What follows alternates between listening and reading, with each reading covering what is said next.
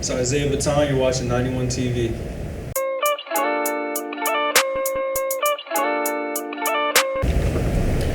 All right, so Isiah Vuitton. Yeah. Where are you from? So I'm from Patterson, New Jersey. Jersey. I got a good friend from Jersey. Real good dude. What's Jersey like? I've never been. It depends on, I mean, I guess what part you live in, but where I'm from, it's like a city. It's like inner city. Mm-hmm. So I don't know, kind of like New York, Detroit, something like that. I know. I always hear, the East Coast up north is a lot more fast paced. People a little more aggressive. Yeah, like right now I live in Atlanta, and Jersey is just way more fat. Like just from like the way they make the sandwiches at Publix to like I don't know, just the way they drive is just slow out here. Right. And out there too. So yeah, Jersey way fast paced. Was it hard? When did you move to Atlanta? I moved there about. So I moved there the first time for a couple weeks for work. Came back, went to Tampa, came back home to Jersey, and then I got promoted and actually moved out there like kind of permanently now. Okay, so work took you out there? Yeah. So. Was it a big adjustment with it being so much slower? Not really, because I was actually in the military, so I was stationed in North Carolina, so I'm kind of used to kind of being in the South. I went to high school in Texas too, so even though I'm from Jersey, like I feel like that's like my roots. I still have like some of the Southern influences as well, just because of the time I spent down there. What high school did you go to in Texas? South Houston High School.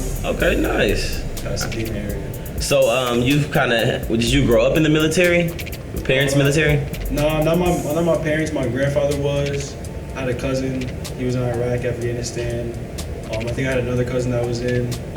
My stepdad was in at one point. Yeah, so it was just a lot.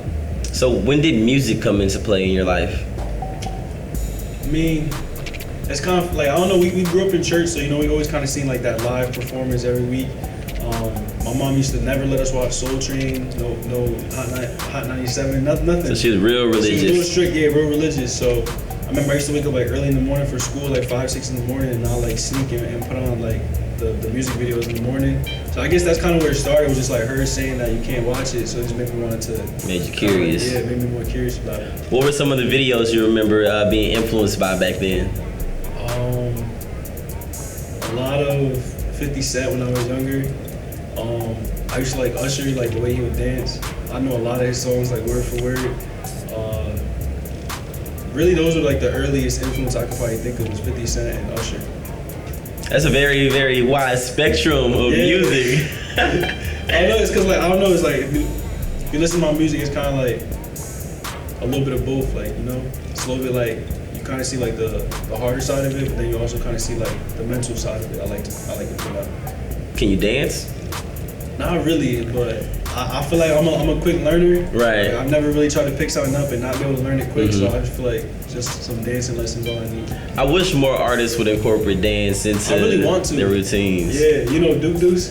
Bro, yeah, I ain't gonna lie, he's one of my favorite right now. Yeah. So, I be at home trying to do the little foot step thing. I always wonder, like, it's cool for like someone like, I don't know, Chris Brown to dance because he's a singer. Right. For a rapper to do it. And then especially like a street rapper and that. He funny though, I like it. Yeah, a lot of people in Memphis dance like that. Yeah? Yeah, it's a big down on NLE Chopper, Block Boy JB, they all from Memphis. That's true, they all got dance songs. And yeah, Memphis got a lot of culture out there. That's true.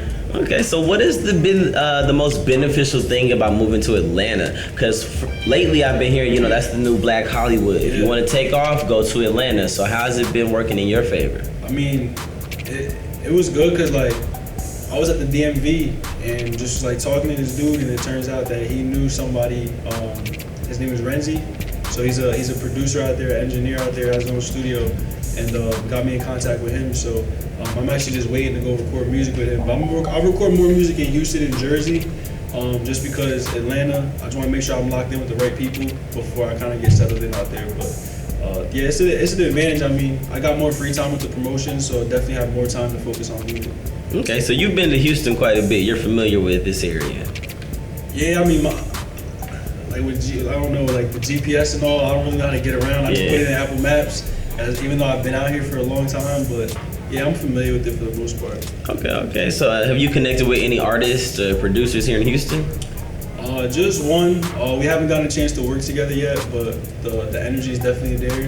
His name is Isaiah. We got the same name, so it's like it's only right. Nice, nice. Yeah. Okay, so now describe your music for the people out there listening that haven't heard you. I would say it's kind of more like pain music. So I don't really talk about like guns, drugs, girls, stuff like that. I mean, I'll mention women here and there if it's like a pain point, but for the most part, yeah, I just talk about my pain, my struggles, how I grew up, just kind of like leaving it all out there. What is your main message behind your music? My main message is like, it don't really matter how you grow up. It's kind of all about just turning that pain into like something that you can actually, like you can turn that shit into an art form, or you can turn it into a business, or just put that energy somewhere else. So a lot of people let the pain like drag them down. I could have easily took the stuff that I went through as a kid and let that shit drag me down, but I chose to like just give me a reason to work. Like, all right, I don't want to go through that again. I don't want my kids to go through that. So it's like, it was just kind of obvious for me. It shit just made sense. Okay, now you said you had early musical influence with having to kind of sneak and see videos and everything.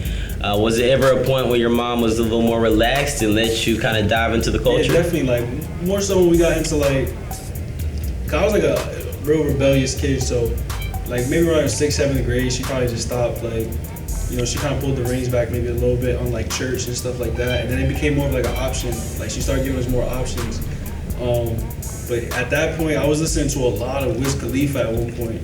So I was real big Wiz Khalifa fan. And then pretty much once Drake kind of took over, that was really what I was rocking with. Still rock with him still.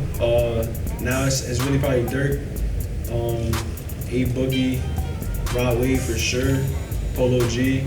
But yeah, all the people that's kind of running that pain movement. Right. Yeah. Something you could feel. Absolutely. Okay, so when did you start making music? So I started making music during the pandemic. So Okay. today it's been like 12, 13 months, 14 months. And what's that experience been like? Has it been coming pretty natural for you?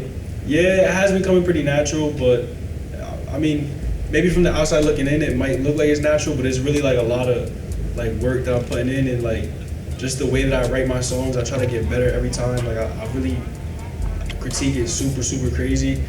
Same thing when I'm in the studio, I'm doing like all different types of takes to see which one I like the best. So it's kind of natural, but I think really just the work ethic that I put in behind it is kind of why it seems like it just came quick. What is your writing process like? So I'll pretty much like freestyle in my head. I'll start with like a melody, like I'll just hum a melody, and then I'll start like kind of just humming the same melody and then put words to it. And then that's kind of how I started in the beginning, but now it's like I could replace the melody and I'll just like start pretty much freestyling, and then I'll just write it down. So that's pretty much how I write my songs.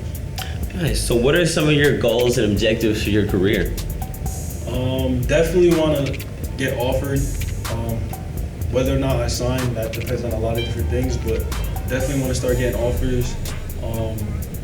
That's really it. I just feel like I need a foot in the door, and then pretty much with the backing and the money I could take off. But even if I signed the deal, I feel like I would stay pretty, I would like a lot of ownership and creative control. Okay, yeah, that's always a good one when it comes to the industry. Would you prefer to go the independent route if you could? If I could, right? Because that's the thing, is like you gotta have a song that just pops off crazy, right? Right. I think Isiah Vuitton was like a perfect example. Like literally. But then what has he followed up with after that? He dropped an album and a couple songs. I know he's branched more into like Spanish music, which I actually like it. I'm a fan of both of them, but yeah, like I think he's a perfect example of how, like, you know, if you're independent and you have a song like that, then yeah, you can kind of, you're at a little bit more control. But I feel like for someone like me, I don't really have that yet. So at this point, I'll be looking for a deal. If that happens, then we can restructure everything. Okay. How do you feel about your music? I really feel like my music is good. I critique myself a lot, like pretty hard, and I always feel like something could have been done better, and then I'll fix it. And then even when I drop it, the whole song as a collective, by the time it gets done, I feel like I've grown already. So it's like I feel like I can just do better. So I just keep trying to get better every song that I put out. But for the most part, I like my music, but I'm just hard on myself, so I don't know. Yeah. I mean, I feel like all the best artists are. Yeah. Yo, I was singing that Kanye line in my head. He's like, everybody gonna say something. I'll be worried if they said nothing. I was like, yo, that's real, bro. Yeah. That's real. Yeah. Are you ever afraid of challenging yourself or stepping outside of your comfort zone? Not really, except sometimes vocally. And I just think that comes with like just me not being a singer or me kind of just like, yeah, sure, I could write music, I could rap, I have a good enough voice for it as far as like the tone, but when it comes to like singing and like projecting my voice, I feel like that's something that I'm gonna have to learn, which just requires pretty much a vocal coach and a lot of practice. So again, it's only been like the first year, but that's my critique for myself. Yeah, and it's a lot of people that don't even invest in themselves that way. They just think they're the best thing out. They don't really try to get better. They just get in there and make music, you know? It's different from just making music and creating music. Yeah, exactly. Yeah. I feel like I don't know, so like, I'm in sales, right? So I kind of have like, it's all commission and stuff, so I kind of have that Mamba mentality in sales, right? Like, I'm gonna just do everything I could possibly do to make sure that I'm the best I could be at this job. And so I learned that, and I had success in sales two years before I even started music. I was already successful in sales, so I just took kind of the mindset that I learned and I've created in sales, which I feel like is just as tough of an environment as music, and I just apply it where it belongs. Yes, sales are not easy. No. A lot of people struggle with making a sale, closing a sale, or even getting someone on the phone sometimes. Yeah. Have you taken any of those skills and applied it to marketing your music? Yeah, like, so for instance, like I grew up like, not grew up, but actually I did grow up like knocking doors to shovel snow, right, in Jersey. You pay me like $100, I'll shovel your whole house. So whatever, but now it's like I knock doors for solar, or I used to, but so we knock doors for solar, I would just kind of apply the same concept and send my music into people's DMs. And if they like it, they'll listen to it, they'll stream it, they'll share it. If they don't, they'll just leave it where it's at. And so you'll have like the law of averages. I send out 100, maybe I'll get 30 people that share it, but that's still better than nothing.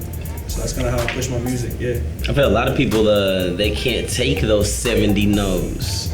How do you get past all of those no's to get to the yeses? Where does that mind state come from of not giving up? It literally comes from sales. Like, we literally not out there knocking doors. We'll knock 100 doors and get told yes 5 times. So it's just, I'm like, it just taught me, like, the no's are okay. Just worry about the yeses. I like that mindset. That's how you mindset. build your fan base, honestly. So would you prefer to have a commission-based job over a set salary? Hell yes. So yeah, and then there's levels to it, right? And then you get to a point where you get a commission and you get a salary as well. And that's kind of where I'm at with the promotion as a sales manager. So I put in the time to get there, but yeah, commission all the way. I like to work for my money, because then it's like you put a tag on your worth. You can decide your worth. They can't say you work $12 an hour. No matter how hard you work, no matter how many people you check out, you're still getting $12 an hour. So I like, being in control. What's your number one advice for people who want to get better at selling? Better at selling, Mm-hmm. like their business, Business, their services. sales, whatever it may be. What's that number one thing? Like if you're gonna sell, yeah. Number one thing, reach out to more people. You take the initiative and reach out to more people. Don't wait for them to come to you. Don't wait for your friends to start supporting you. Go out and touch other people. Go touch the people you're trying to touch. It's that simple. I feel like you would have done really good with music 10, 15 years ago out the back of the trunk pushing the mixtapes. Yeah. I be thinking like, I wish those were the days, because I would be that person out there just throwing out CDs, putting the money, spending thousands of dollars on CDs and give them out for free and then start selling them. But yeah.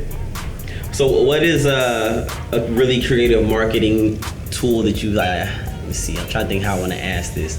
Like right now for marketing your music, what is the most creative way for you to do that?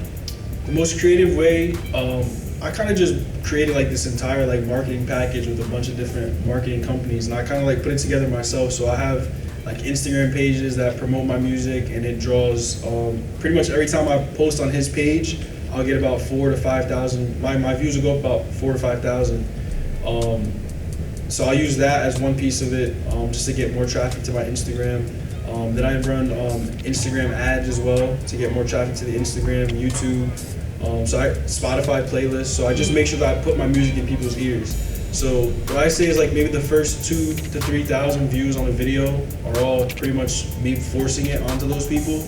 But anything after that are genuine views. So I like to put it in their ear and then let them decide if they want to share it or not.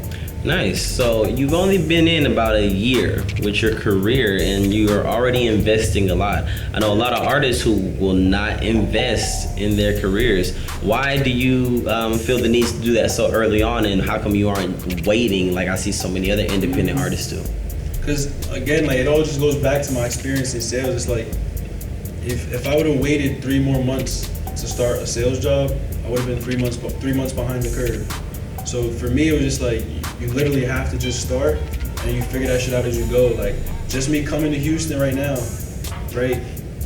Had to come up with a certain amount of money to be able to do all this, and it was in a very short notice, right? So I just figure shit out as I go. But yeah. Okay. Now, what artists would you want to collaborate with? The Soonest or like overall? Give me both. So overall, I feel like obviously everybody chasing that Drake feature for a couple different reasons, right? But for me, it's like, you know, when I listen to his songs, it's like every year that I listen to him that goes by, especially Lose Me and I forgot the other one, but especially Lose Me. Every time I listen to that song, it relates a lot more. So definitely Drake, and then the Soonest feature I'd like to get. I can't even say. I mean, there's a couple people that maybe within like arm's reach of. Right. But I don't know. We'll just leave it at that. And so it does seem to be a tough one. There's so many artists out nowadays, and it's like. Plus, I just don't want to speak on it too soon, you know. So, but there are a couple of different artists that I am within arm's length of that I'd like to work with. Now you have a new single. Is it already out or is it about to drop? Yeah, it's already out. It's been out. I think for about 2 or 3 weeks now. This last week it did about 2,000 streams this week. Nice. And what's the name of that? Tread Lightly. Tread Lightly. Tell us about that song.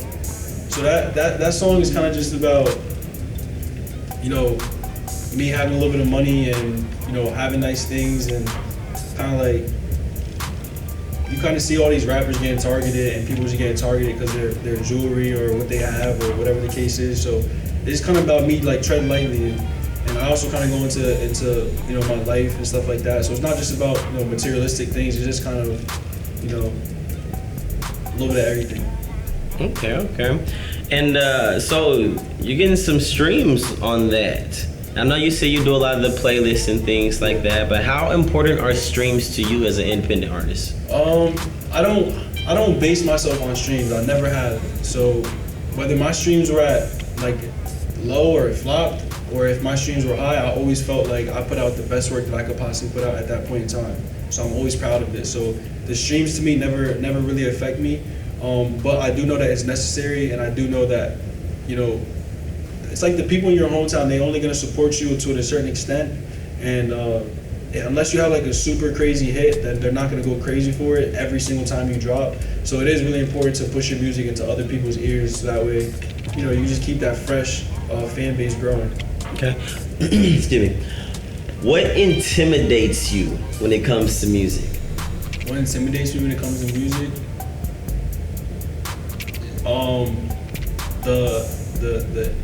The evil side of it. You know, like the indulgences and all the sex, the money, the drugs. So that's the part that kind of worries me a little bit. But I tread lightly in the water. So. Tread lightly. I like that. I like that. So how do you keep yourself grounded so you don't get lost in the jewelry or the clothes of the women? How do you stay you? I wrote a song called Lose Me. It said, mama told me chasing something that's pleasing with your soul. Addicted to this money, mama feeling like it's gone. So part of me kind of feels like just me chasing it and chasing at the level that I am, and it kind of feels like the minute you decide to really do it and you decide with your whole being that this is what this is what I'm gonna do, it kind of feels like there's like just an absence. So I don't know. I just try to stay grounded, you know, stay around family, friends, try to make more moral decisions, like more so now than when I was not making music, right? Like just now that I'm making music and I feel like I'm gonna be an influential person, I just try to make more like moral decisions just to try to keep my sanity. Yeah. So how else has music changed your life besides making you more aware of your decisions and morality? I mean, it's changed it in a good way and a bad way. Like, it's people that, when we were close and like, for whatever reason, maybe it was something I said in the songs, or maybe the way that I present myself, or, you know, you try to do these little things to promote your personality and kind of show them who you are. So maybe it was that kind of caused some people to kind of fall away. Family members too. So that's kind of one of the downsides of it.